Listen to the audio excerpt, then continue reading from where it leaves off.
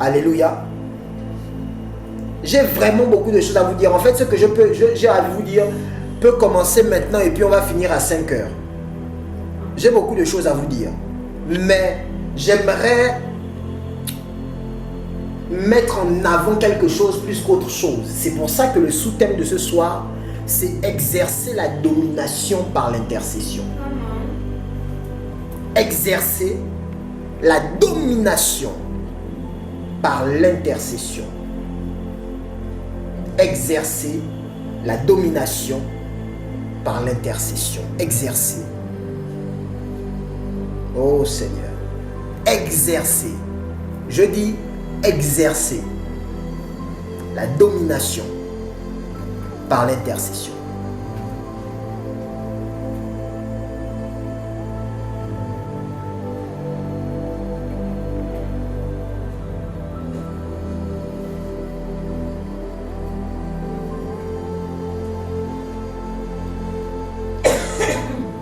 Vous savez, lorsque vous lisez l'histoire de Job, laissez-moi commencer par ici.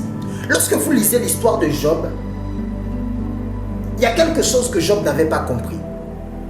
Il n'avait pas compris que le salut ne vient pas par l'attitude.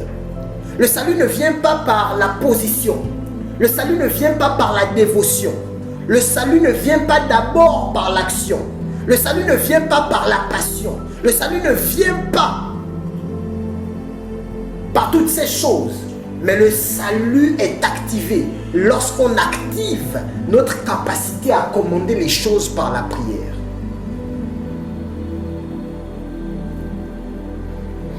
J'ai dit, le salut ne vient pas d'abord par l'attitude, par l'émotion, par la dévotion, par la passion, par l'action. Le salut vient d'abord lorsqu'on active. Il faut que ce soit activé. Notre capacité à commander les choses par la prière. Alléluia.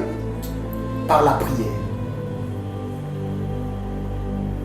Et il ne serait pas judicieux de commencer à vous expliquer certaines choses concernant l'intercession ce soir, sans que nous ne soyons d'accord sur la prière, le but de la prière, en fait, en réalité, pourquoi prier.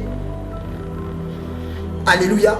Nous sommes là, nous sommes à une soirée où nous sommes censés intercéder. Nous sommes censés être là, nous tenir pour les gens, pour le gouvernement, pour nos vies, pour beaucoup de choses. Pourquoi prier? Je vous l'ai déjà dit, quand on ne comprend pas la raison d'une chose, on a du mal à la faire. Oui, il faut comprendre pourquoi. La vérité, c'est que, peu importe ce qu'on essaye de dire, il n'y a pas dans la Bible un endroit où c'est écrit ministère d'intercession.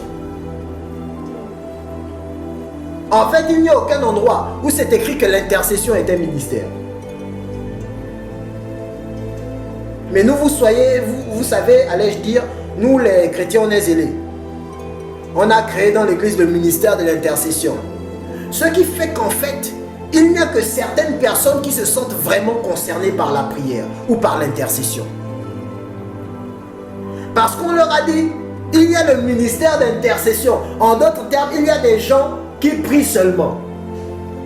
Et donc les autres se sont dit, ah, comme eux, c'est leur responsabilité que de prier seulement, nous, notre responsabilité, c'est de faire toute autre chose sauf la prière. Alléluia.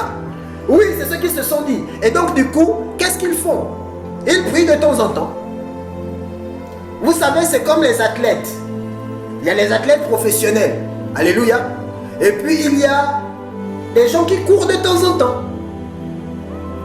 Voilà. Et donc, ils se sont dit, certainement, c'est pareil. C'est la même chose.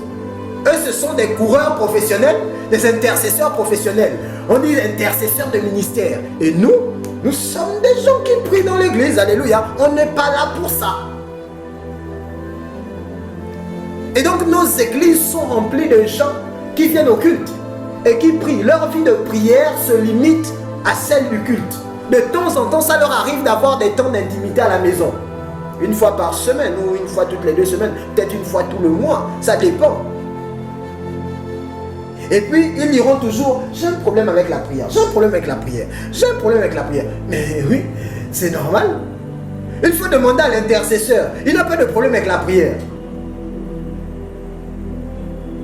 Alléluia. Si l'intercession est un ministère, c'est le ministère de tous les croyants. Je reprends. Si l'intercession est un ministère, c'est le ministère de tous les croyants. Je reprends. Si l'intercession est considérée comme étant un ministère, c'est le ministère de tous les croyants. Parce que la Bible nous dit dans 2 Thessaloniciens 5, verset 17, en parlant à tout le monde, en parlant à l'église de Thessalonique, il dit, priez sans cesse. Ce n'est pas une option, c'est un ordre, c'est à l'impératif. Il dit, priez sans cesse. Il dit, priez sans cesse. Priez sans cesse. Alléluia. Maintenant, on nous a dit de prier. On ne nous a pas dit pourquoi prier.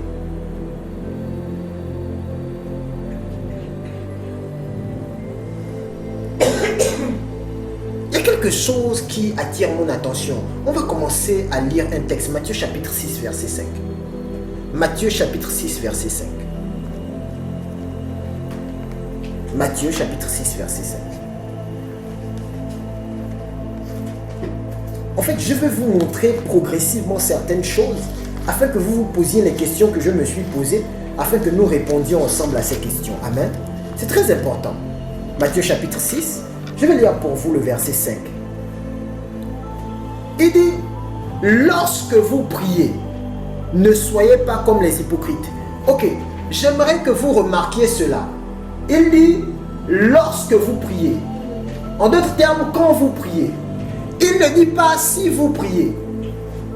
Ça doit attirer votre attention. Pourquoi il ne dit pas si vous priez? Il dit lorsque vous priez. Parce que pour Jésus, vous êtes censé prier. Pour Dieu, vous êtes absolument censé prier. Il n'existe pas d'option. Il dit le moment là doit arriver. Ça doit arriver dans votre journée. Ça ne doit pas arriver dans votre semaine. Non, non, non, non, non, non, non. Non, ça doit arriver dans votre journée. Il dit lorsque vous priez. Parce que le moment arrive où vous devez prier. Ça doit arriver. Il le savait. Donc quand il leur parle, il est clair. Il dit lorsque vous priez.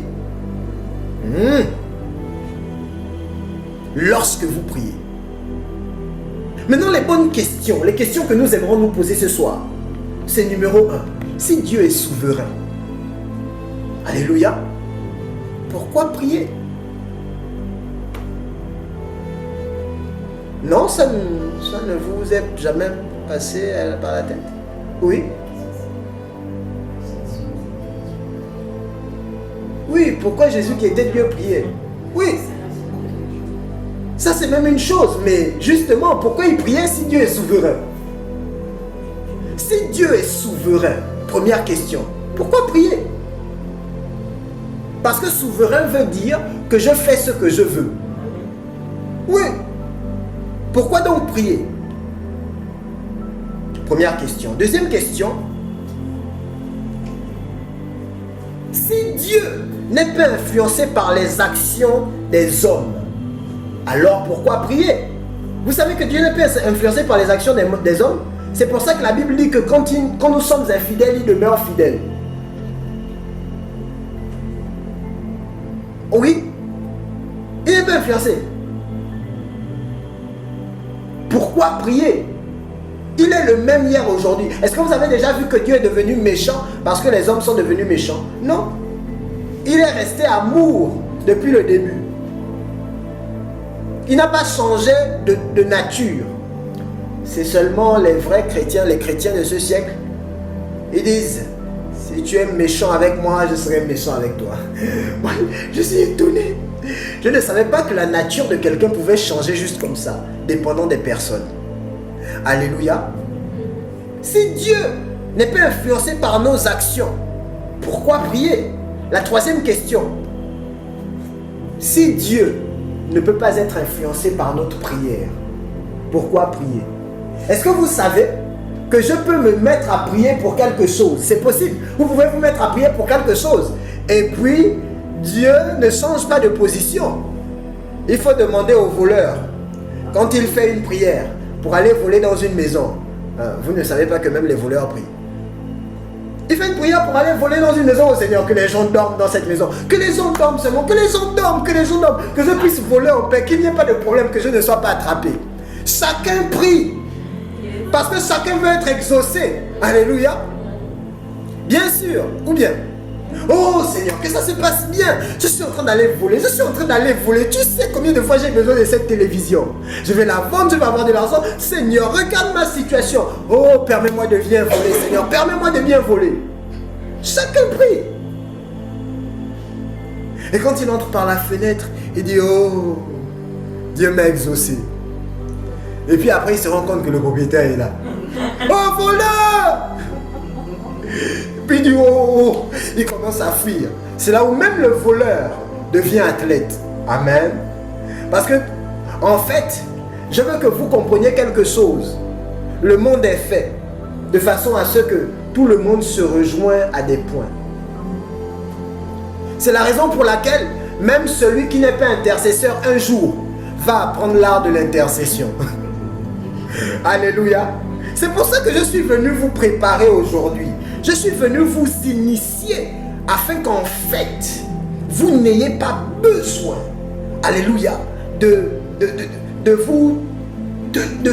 chercher comment me tenir pour telle et telle chose. En ce qui concerne ma vie, vous aurez déjà été bâti dans l'esprit, prêt pour la guerre. Exercer la domination par l'intercession. Laissez-moi vous donner 3 réponses à ces 3 questions que je viens de vous poser. La première réponse, numéro 1. Dieu est souverain. Donc je disais pourquoi prier. Ok? Je vous ai posé 3 questions. Laissez-moi vous donner 3 réponses. Je l'espère, ces réponses vont changer vos vies. Numéro 1. Dieu est souverain autant que sa parole. Ou simplement, Dieu est aussi souverain que sa parole.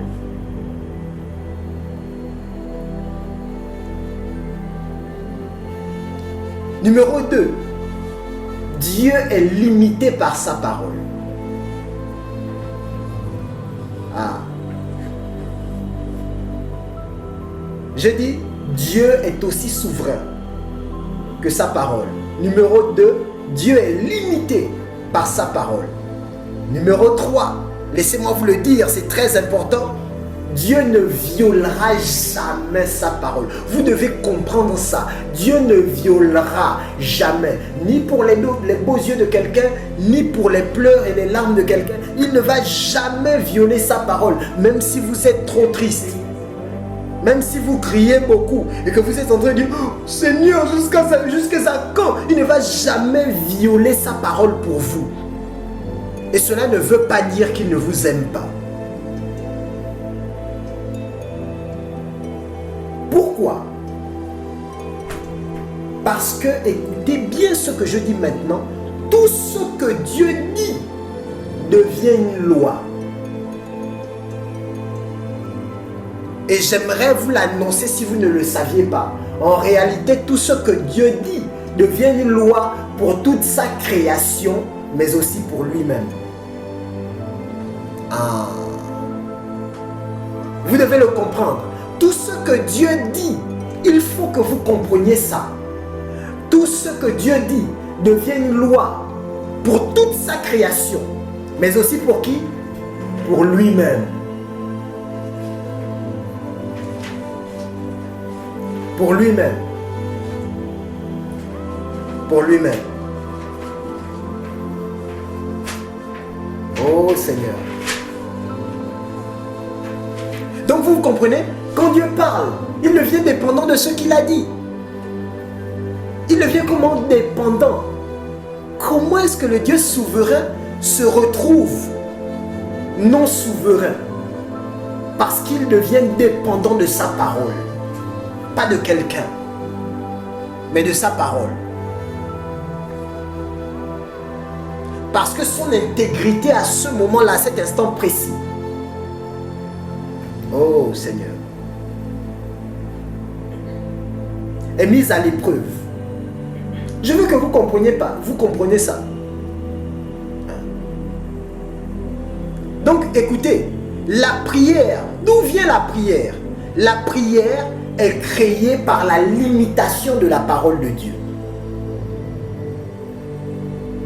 Je vais vous expliquer ça. Notez d'abord. Je vais vous expliquer. Si vous ne comprenez pas la prière, vous n'allez pas comprendre l'intercession.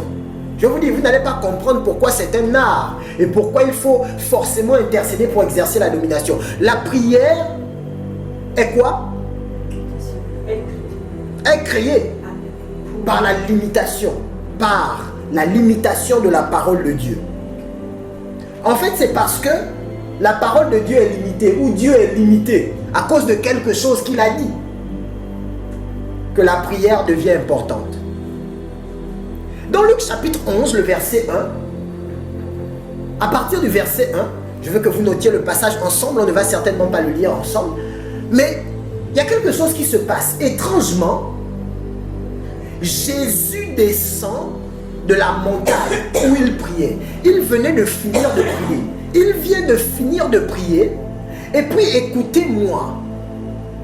Ses disciples le regardent et ils disent: Seigneur, Maître, Rabbi, apprends-nous à prier. Ah. Cette question, cette demande d'enseignement devrait en fait ne pas vous laisser sans, vous savez, sans réflexion. Parce que vous voyez, ils ont vu le maître faire des miracles. Ils ont vu le maître marcher sur les eaux. Ils l'ont vu faire des choses étranges et inouïes. Pourquoi leur attention, est focalisée uniquement sur l'enseignement, sur la prière?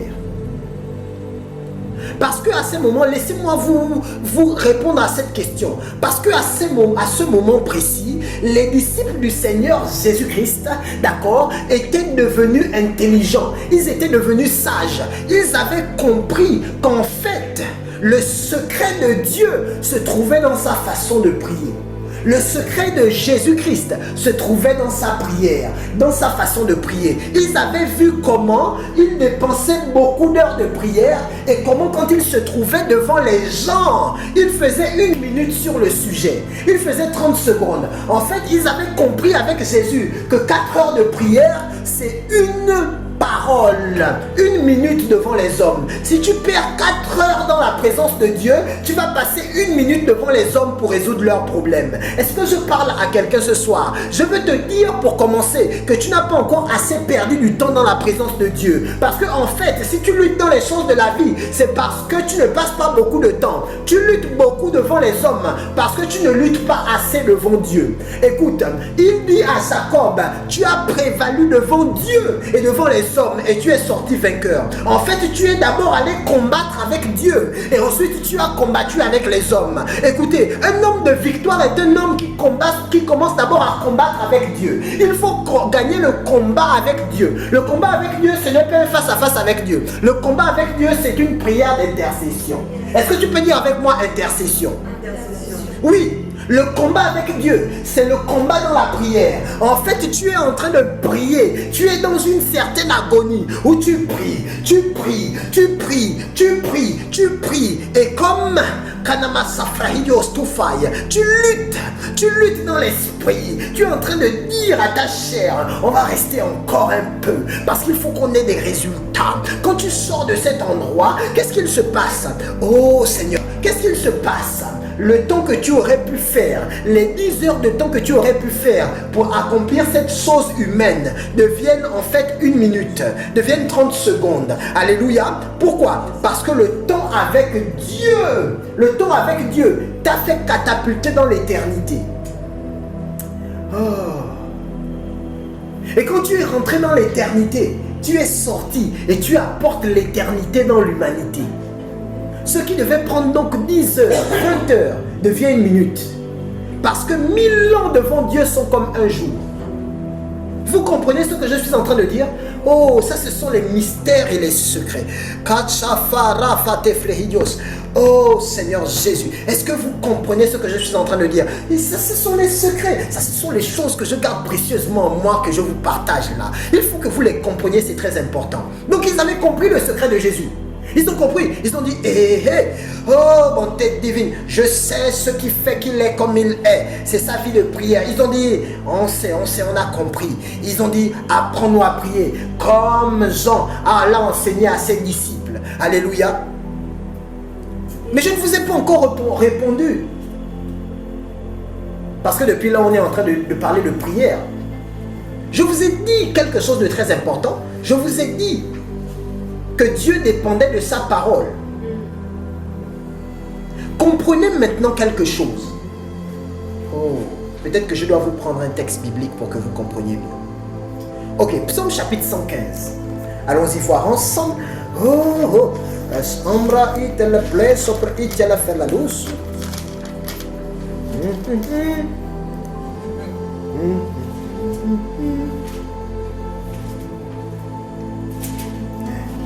Ok, on va lire le verset 16. Quelqu'un peut lire pour nous, s'il vous plaît?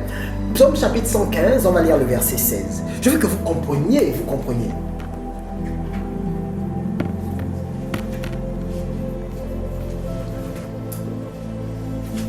Le ciel appartient à l'Éternel, mais il a donné la terre aux hommes. Merci.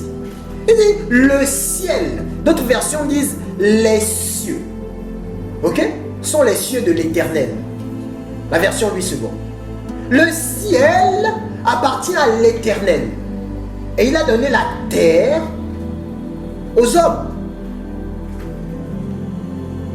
Genèse chapitre 1 verset 26. Je vais éclairer votre lanterne. Il faut que vous compreniez bien de quoi il s'agit. Pourquoi vous devez prier? Pourquoi? Pourquoi je dois prier? Genèse chapitre 1 verset 26. En fait, c'est dans Genèse chapitre 1 verset 26 que tout commence. Parce que c'est dans Genèse chapitre 1 verset 26, vous devez le comprendre, que la prière a été, vous savez, comment je vais dire, c'est quoi le mot? Instituée, merci. God bless you, merci de me prêter ta bouche pour parler. C'est dans Genèse chapitre 1 verset 26 que la prière a été instituée. Vous ne pouvez pas le voir en le lisant peut-être. Quand je vais vous expliquer, vous allez comprendre. Genèse chapitre 1 verset 26, laissez-moi lire pour vous cette fois. Puis Dieu dit, faisons l'homme à notre image, ok? Selon notre ressemblance, et qu'il domine sur les poissons de la mer, sur les oiseaux du ciel, sur le bétail, sur toute la terre et sur tous les reptiles qui rampent sur la terre. Il dit, faisons l'homme à notre image et selon notre ressemblance. Et puis si vous remarquez le texte, il ne dit pas que nous dominions sur les poissons de la mer. Il dit qu'il domine, qui? L'homme. À ce moment, quand il parle de domination sur la terre, Dieu se met à l'écart. Alléluia. Pour dire en fait qu'écoutez, je viens d'établir une juridiction de domination de l'homme, la terre. Alléluia. Amen. Donc le pouvoir que l'homme a est souverain sur la terre. Oh, il faut que vous compreniez ça. Bonté divine. Est-ce que vous comprenez ce que je dis? Le pouvoir de l'homme est souverain sur la terre. Je sais que ce n'est pas ce que vous attendiez souvent. Vous entendez souvent. Mais il faut que vous compreniez ça. Le pouvoir de l'homme est souverain sur la terre. C'est la raison pour laquelle Satan, la seule chose dont il a peur, c'est que des gens soient gagnés à Christ. Vous savez pourquoi? Parce que Satan se sert aussi des hommes pour exercer le contrôle sur la terre.